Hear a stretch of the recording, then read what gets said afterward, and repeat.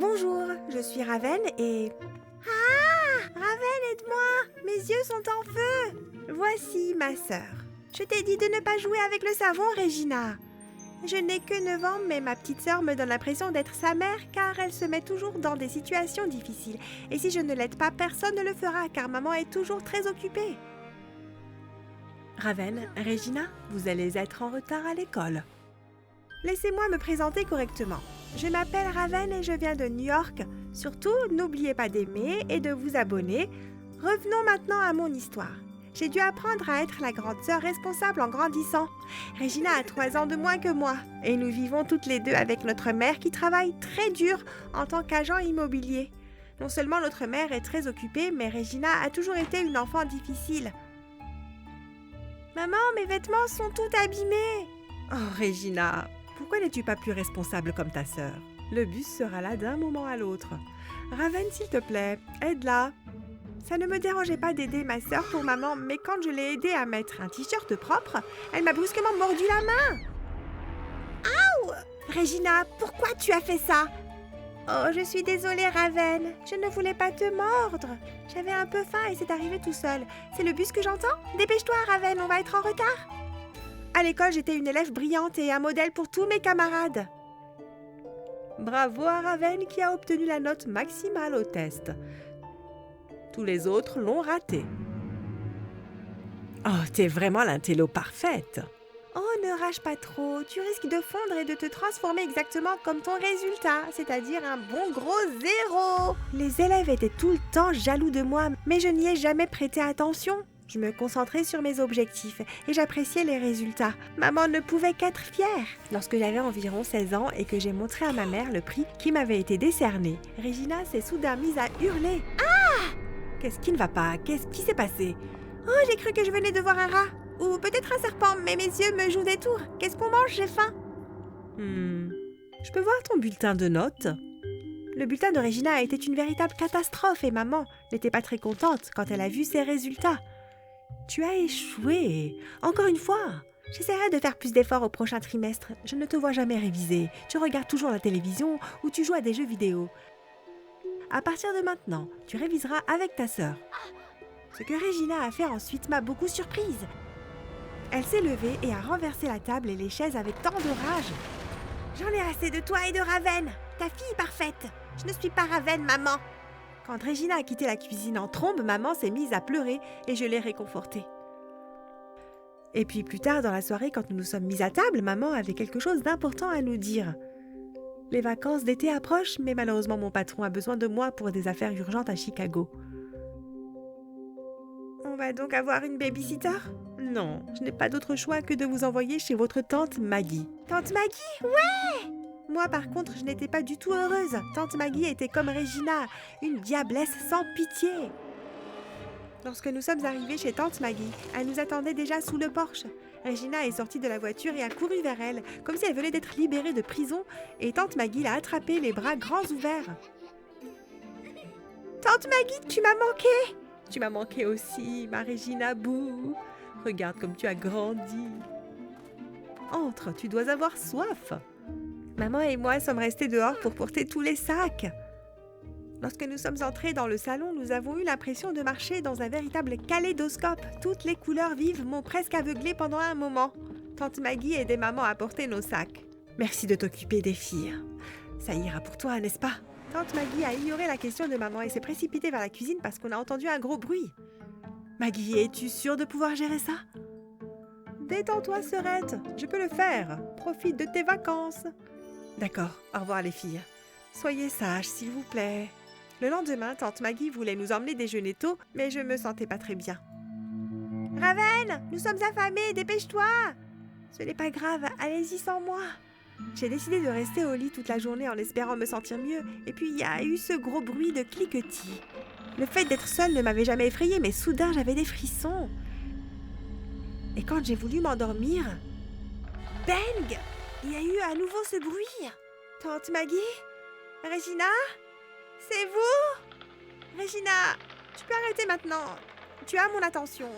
Secrètement, j'espérais que c'était Regina et sa tendance à vouloir attirer l'attention, mais ce n'était pas le cas. Je me suis lentement levée de sous les couvertures et je suis allée courageusement affronter ce que c'était.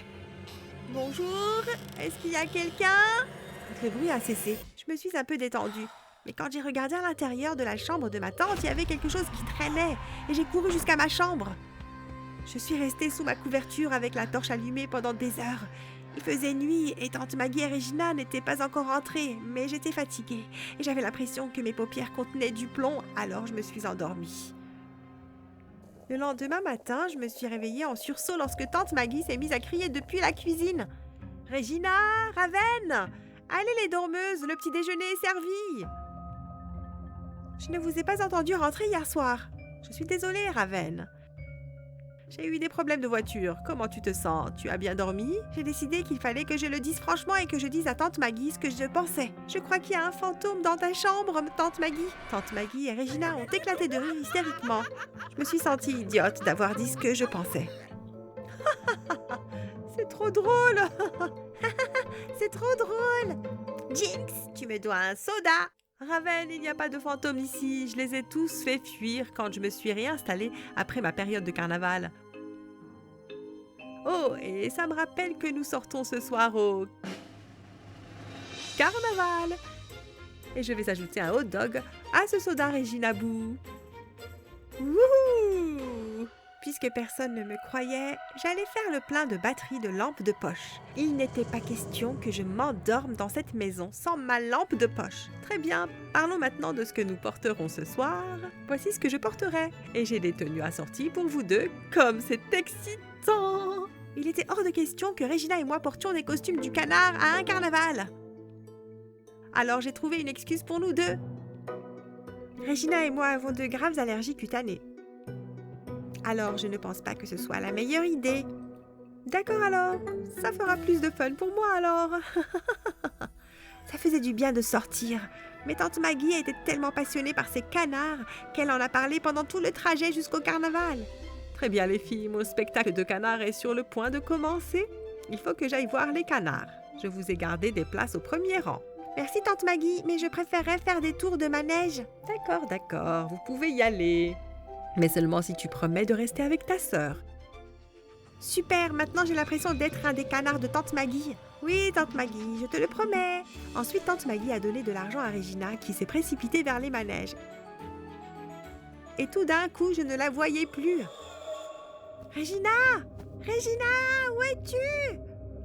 Quand je l'ai aperçue, elle se dirigeait vers le lac avec un garçon.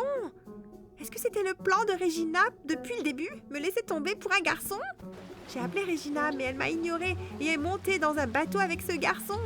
Quand je suis arrivée à l'endroit, les bateaux étaient amarrés. Je suis montée dans l'un d'eux et j'ai ramé frénétiquement. Et quand je les ai rattrapés, j'ai crié sur Regina. Regina, monte maintenant dans mon bateau. Nous retournons vers la rive. Pas question de faire une tête de pète. Je vais te tordre le cou après ça, sale égoïste. Soudain, leur bateau a heurté quelque chose. Puis à nouveau quelque chose. La deuxième fois, le bateau a basculé et Regina et le garçon sont tombés à l'eau. Alors que je l'ai vu, c'était un crocodile. Et il se dirigeait vers Regina. Le stupide garçon avec qui elle était vient de la laisser seule. Regina, accroche-toi à la pagaie. Nous avons atteint le rivage sans encombre, puis Regina est sortie du bateau et s'était lancée vers ce même garçon. Comment as-tu pu me laisser me faire dévorer par un crocodile, espèce de crétin? Alors qu'elle se disputait avec son petit ami rencontré il y a 15 minutes, une autre fille a bousculé Regina. « Hé! Pourquoi tu cries sur mon frère, espèce de folle? »« Ton frère a laissé ma sœur se faire manger par des crocodiles. »« Mon père est le shérif de cette ville, et s'il découvre que vous êtes de nouvelles, nous vous expulserons pour que vous retourniez au pays des singes, d'où vous venez. On dirait que toi et ton frère êtes les plus grands singes de cette ville. » Sur ce, j'ai pris la main de Regina et je suis partie. Plus tard dans la soirée, alors que j'étais dans la pièce à regarder l'heure du conte animé, Regina s'est assise tranquillement à côté de moi.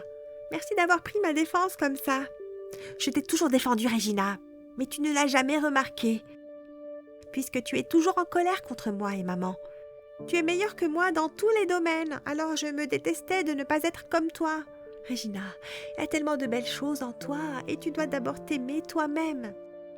Et ensuite, tu verras la différence. Alors que Regina et moi vivions un moment de fraternité, tante Maggie a fait irruption dans la pièce. Ce que vous avez fait ce soir n'était pas drôle.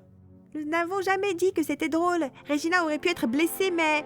Regina va bien, mais je vais te dire qui ne va pas bien. Georgina. Mais qui est Georgina? Georgina est la fille que tu as blessée.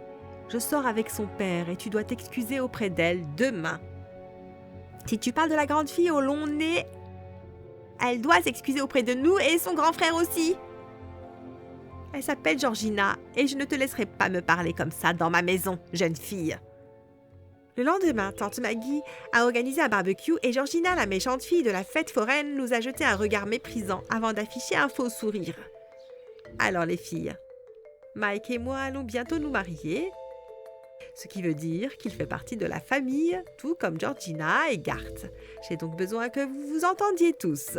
Mon frère et moi avons toujours été les bons élèves du quartier. Nous ne te laisserons pas tomber, Maggie.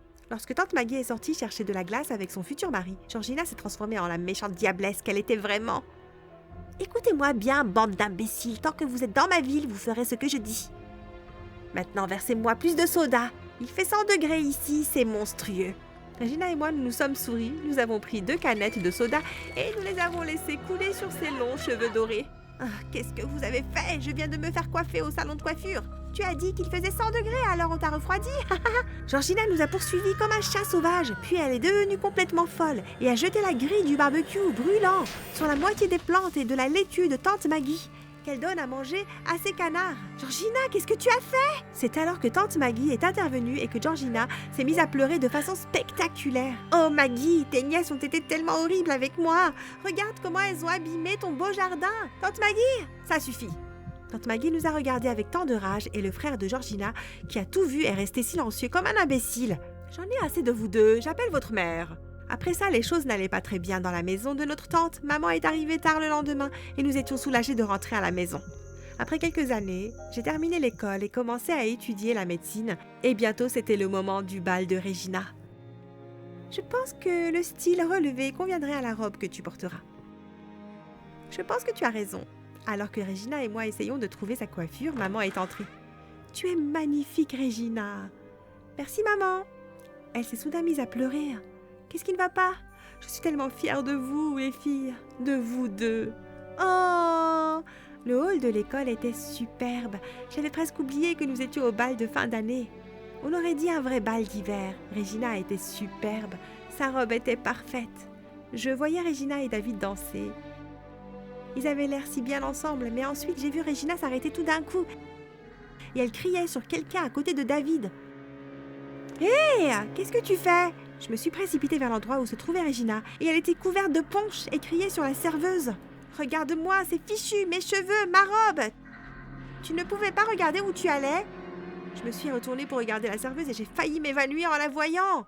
Ce n'était pas un accident.